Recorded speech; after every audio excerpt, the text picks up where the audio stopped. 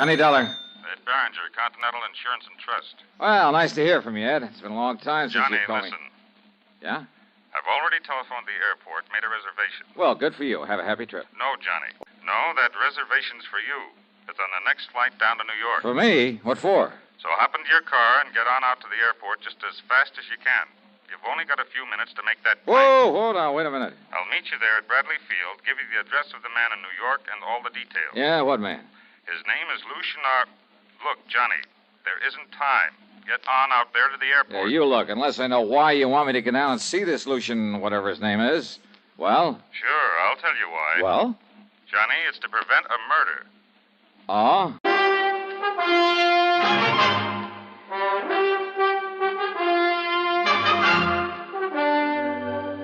CBS Radio brings you Bob Bailey in the exciting adventures of the man with the action-packed expense account, America's fabulous freelance insurance investigator. Yours truly, Johnny Dollar.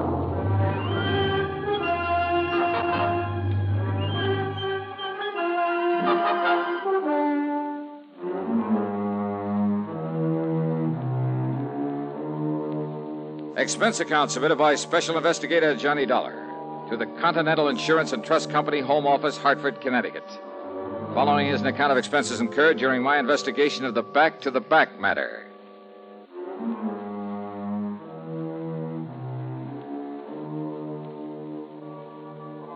The gas tank of my car was dry as a bone, so expense account item 1 is $5.30 to fill it up. Then I tore on out to Bradley Field, and sure enough, Ed Barringer was waiting for me. Over here, Johnny. Oh, yeah. It's this plane over here. Hi, Ed. How are you? Here now. Here's your ticket. Okay. And here's Mr. Fletcher's address down in New York. Fletcher? Lucian R. Fletcher, head of the Fletcher Advertising Agency. Oh, wants to buy some commercial time on my radio show? No. Well, he better talk to the folks at CBS. No, Johnny, listen. Oh, yeah, that's right. You mentioned that nasty word, murder. He phoned me just before I called you. That agency of his is a small one, but prosperous. Up until a couple of years ago, when he took on a partner, it was practically a one-man operation. So? This partner's name is William Spade, Bill Spade. And what Fletcher called about was to tell me that Spade is out to murder him. Why? To get his hands on the advertising agency. What else? So jump onto that plane. No, wait, Ed. If Fletcher knows this, if he's sure of it... He's sure of it, all right. So, Johnny? Well, look, then why doesn't he call in the police? Have this guy, Spade, locked up? Spade is out of town on some business down in Philadelphia. But he's due back sometime today. There in New York. Now, Ed, look, Johnny, old man Fletcher isn't the kind to go off half-cocked, to come up with a false alarm. So go on down there, find out exactly what's up, do whatever's necessary to nail down his partner, and... Well, go on, Johnny. Your plane's about ready for takeoff. Okay. As long as you're paying the freight. But now listen. Johnny, you haven't any Oh, time. I'll make it all right. Relax. Listen, as soon as we take off, you telephone Lieutenant Randy Singer. Sure. New York Police Anything you Department, say. 18th Precinct, Homicide Division. Yeah, okay. Tell him what you just told me, and then I'm on my way. Sure. Now get aboard before you're too late. Sure. Item 2 on the expense account is, well, no, the ticket for the flight was already paid for, and of course I'd hate to be accused of padding the old expense account, or should I say getting caught. So, item 2 is a dime for a phone call as soon as I landed there in New York, and not to Mr. Fletcher's address at 614 East 52nd Street. 18th Precinct. Conroy. Yeah, Conroy, this is Johnny Dollar. Let me talk to Lieutenant Singer. Oh, hiya, Dollar. How's the private eye business these days? Special investigator to you, copper. Don't like being called a private eye, huh? What's your guess? And listen, us cops don't like being called cops anymore. Yeah, so I've heard. But haven't you heard, Conroy, that a rose by any other name? Now, what's that mean? Well, you figure that one out. Now, will you switch me over to Randy Singer? Afraid I can't do that. What? The lieutenant pulled out here about 20 minutes ago in one of the squad cars. Oh. Big emergency or something, like aren't they all? But he'll be back. Well, look, do you know if he got a call from up in Hartford, Connecticut a while ago? No, not that I know of. But I need him on duty about half an hour ago. Okay. But I know he made a lot of frantic phone calls before he took off, if that means anything. Well, does it? Also, he took the medico along with him. Well, listen, Conroy, when he comes in, tell him I'll be over at 614 East 52nd Street. 614? At the apartment of a Mr. Lucian R. Fletcher. Now, Dollar, you... Tell him if he can make it, I want to see him over there. 614 East 52nd Yeah, that's right. Street. Now, listen. Gotta go now. Item 3 is 640 for a taxi into 614. For some silly reason or other, the doorman at that snooty address hesitated about steering me up to Mr. Fletcher's apartment. That is, until I flashed my credentials at him and mumbled the magic word emergency.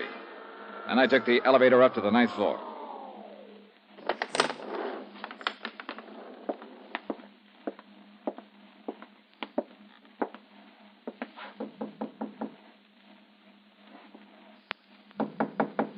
Come in, Johnny. Come on in. Huh? Conroy phoned me you were on your way over here. How are you, boy? Randy.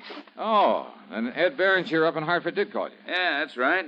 So I came on over here to see Mr. Fletcher, find out what all the excitement was about. Well, what'd you find out? Now, why don't you just come on into the library and see for yourself? Sure. I will. But if you ask me, Randy's seen... Huh? Yeah. This is Mr. Fletcher? That's Mr. Fletcher. Dead. That's right, Johnny. Dead as a doornail.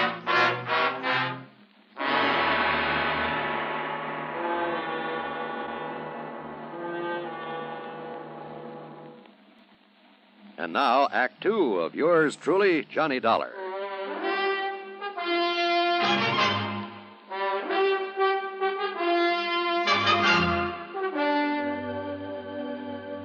Yeah, Johnny, somebody came in here and finished him off with just exactly one nice, clean shot through the heart. Uh-huh. Any sign of a struggle, Randy? Anything like that? No, sir. So it must have been somebody that he knew that let him in here himself. Well, I'll buy that all right. And it kind of proves the old man was right in his fears after all. Huh? When, Randy? Any idea when Mr. Fletcher was murdered? Well, I got that call from your insurance agent up in Hartford early this morning. I tried calling Mr. Fletcher at his office, but they told me he hadn't come in yet. Yeah? So I tried calling him here. No answer. So I grabbed Doc Snyder, and he was sure that Fletcher hadn't left the place. Well, I borrowed the key, and the Doc and I came up here. Randy, you haven't answered my question. Oh, according to the Doc, it happened sometime very early this morning, right after midnight. Uh-huh. I see. Doc and a couple of boys from the lab just left. Oh, did they find anything, Randy? Any clues? Not a thing to work on. All they know is that he was shot through the heart and what he was shot with. And believe me, Johnny, that bullet was placed just exactly right. Well, now, what do you mean by that? Well, just take a good look at it right there. Well, now, what under the sun is that? Some kind of a bulletproof vest? Yeah, that's what I thought until Doc Snyder looked at it. No, Johnny, it's a kind of a corset. Corset? Yeah, that's right, a kind of a back support that was made for him especially, on account of some kind of sacro lumbar trouble or something. Oh, yeah, sacrolumbar support. Yeah, that's it. I've never seen one quite like this. This thing's almost like a suit of armor. Sure. That's why I say it was a lucky shot. I mean, the shot had to be placed exactly right. Inch or two on either side, and one of those wide steel ribs would have bounced it off, or at least kept it from going straight into his heart. Oh, now, wait a minute. A 38 slug packs a lot of wallop. Yeah, only this was a little 22. But now listen. Yeah? That insurance man, the one who called and said you were coming on down here? Ed Berenger. Yeah. Well, he told me that Fletcher'd been expecting something like this. That's right, Yeah, Randy. he said that Fletcher made no bones about who might try. That's right. The one man who might stand to benefit from his insurance. And somehow we have to find him. Yeah, well, who's that? Randy, in his advertising business, he had a partner. Oh? And it seems this partner, a man named William Spade... Oh, wait a minute. That's probably the boys with the meat wagon, and come on to pick them up. Okay, I'll let him in. Okay, boys, you can come. I beg your pardon? Who are you? Why, my name's Spade, Bill Spade. I'm Mr. Fletcher's partner. What's that? So you're Bill Spade, huh? Yes. Well, my name is Dollar, Johnny Dollar. The insurance investigator? That's right. And is that a policeman I see in there in the library? Mr. Dollar, is something wrong here? Where have you been, Mr. Spade? Why, I just got in from Philadelphia. I was down there on some important agency business. Just But got now back, what- huh? When? Well, my plane got in about half an hour ago, maybe 45 minutes. Well, here. Here's my ticket. You can check on it. Yeah, maybe I will. Where did you stay in Philadelphia? At the Bellevue Stratford. But why? What's wrong around here? Where is Mr. Fletcher? Just take it easy, Mr. Spade. But I've got to see him on a business matter. You do, huh? Yes, it's very important, about a new client of ours. It has to be acted on at once. Well, I'm afraid it's going to have to wait. I called the office from the airport, and they said he wasn't in yet, so I came on over here. Now, where is he, and what's this all about, Mr. Dollar? So you claim you were down in Philadelphia when your business partner was shot. That's right, Shot? Mr. Fletcher was shot? Real surprised. Where is he?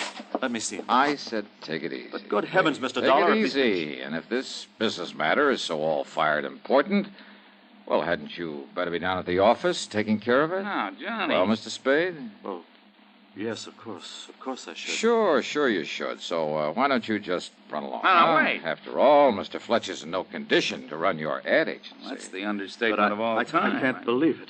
Mr. Fletcher dead. Oh, you can't, huh? This is terrible. Have you any idea who could have done this to him? Are you kidding?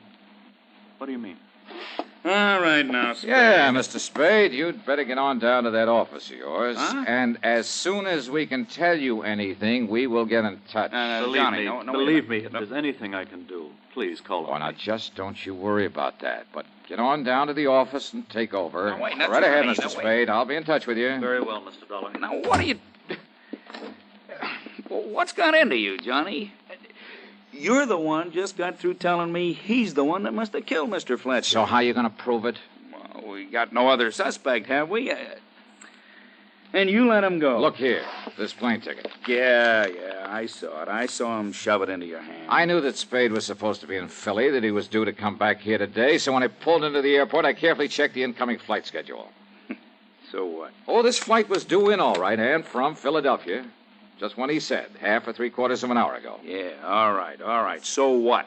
That doesn't prove he was actually on that flight. Randy, I think he was. That ticket could have been used by somebody else. Well, it's easy enough to check on, but I doubt it very much. All right. But if you're right about that, if he was down there in Philly, then your first theory about him is all wrong. How could he have murdered Mr. Fletcher? Sounds impossible, doesn't it? Of course. It is. Want to bet?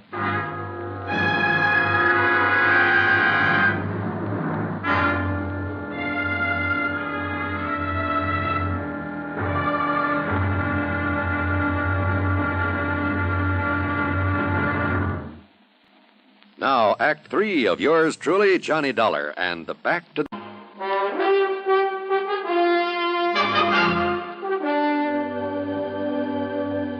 Expense account item 4, 10 cents for a call to the Fletcher Advertising Agency. No, sir. Mr. Spade isn't in yet. All right, then, He miss. telephoned that he would stop off and see Mr. Fletcher before coming in at Mr. Fletcher's apartment. And he called you from the airport, didn't he? Yes, sir. And probably left the door of the phone booth open so you could hear the background noise of the planes and so on. What? Sure. So you know he actually was calling from the airport.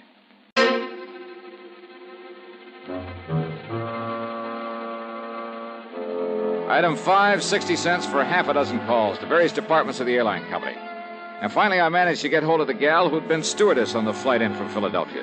Yes, kind of light sandy hair and blue eyes. Uh-huh.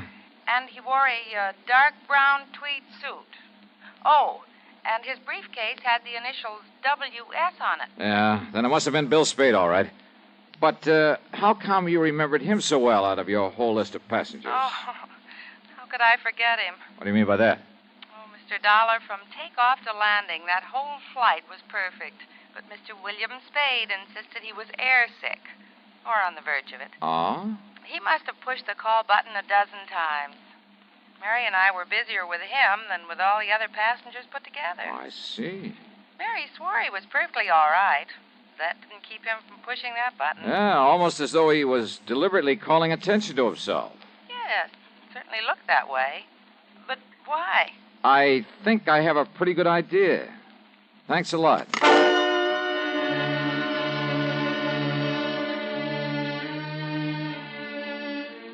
Spade told me he'd stayed over in Philadelphia at the Bellevue Stratford.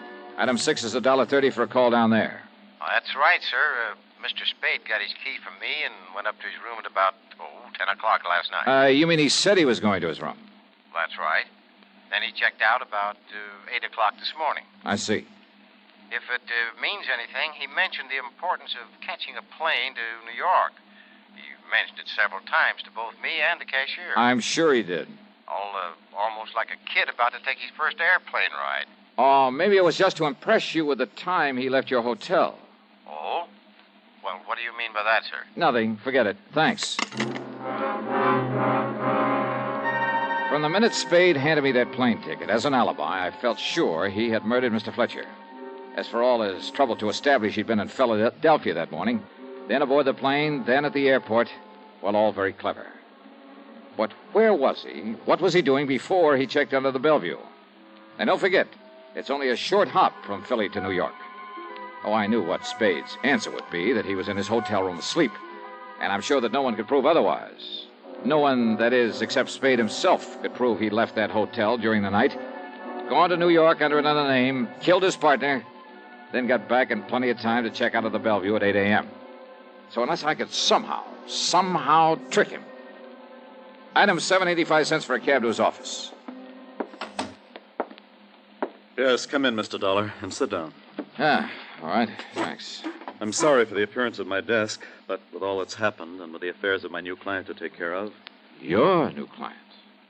Well, after all, with Mr. Fletcher gone... Hey, looks to me like you have every newspaper in town piled up here. But they wouldn't write about Mr. Fletcher unless he were dead or murdered. What? Tell me, how did you and Fletcher get along? I suppose I might have expected you to ask something like that, just as a matter of routine questioning. Your questioning of anyone who knew him. Maybe. But what did you mean by saying the papers would only print a story if he were dead? Just let me ask the questions, huh? Well, of course. Well? Mr. Fletcher and I ran this business together. Personally, how'd you get along? He was a very difficult person, Mr. Dollar. Created many embarrassing situations here in the office. Embarrassing for you? Yes. But I blame it all on the constant pain from his back. You see, he had a very serious condition, sacrolumbar. Yes, trouble. I know that. But I had to admire and respect him. He was a genius. Now, just look at the way he built up this agency. Yeah. Be nice to have, wouldn't it? Especially by you. In other words, you had plenty of motive for killing him. Yes, of course. But if you think for 1 minute... And I'm sure you had no trouble getting hold of a key to his apartment. Mr. Dollar... Who knows? Maybe Mr. Fletcher gave you one. After all, his own partner. Dollar, if this is an attempt to be facetious... Look here, it's bad enough that Mr. Fletcher is dead. Now, that's the second time you've said that. Said what? That Fletcher is dead.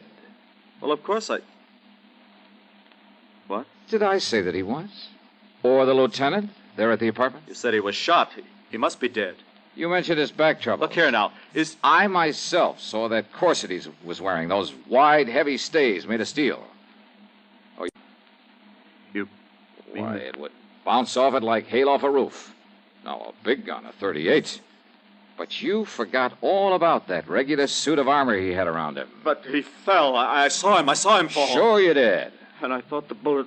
But if I didn't kill him, I was sure I had. I'd aimed for his heart, and when he fell... When he... Oh. Yeah. Oh, no. Fletcher is dead. And now that you've told me who did it... Dollar, please, listen. You, mind if I use your phone?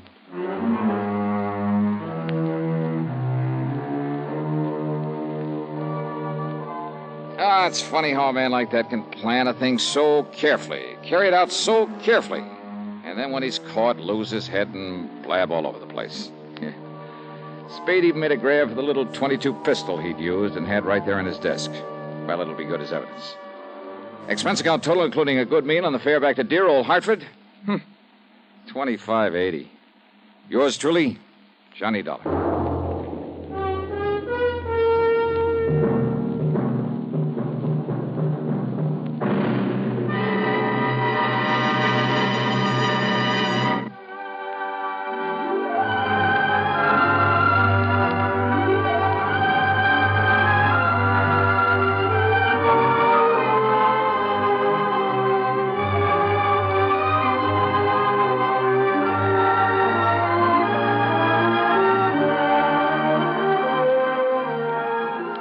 Yours truly, Johnny Dollar, starring Bob Bailey. Originates in Hollywood and is written, produced, and directed by Jack Johnstone. Heard in our cast were Virginia Gregg, Gene Tatum, Frank Gerstle, James McCallion, Herb Vigran, Jack Edwards, and Forrest Lewis.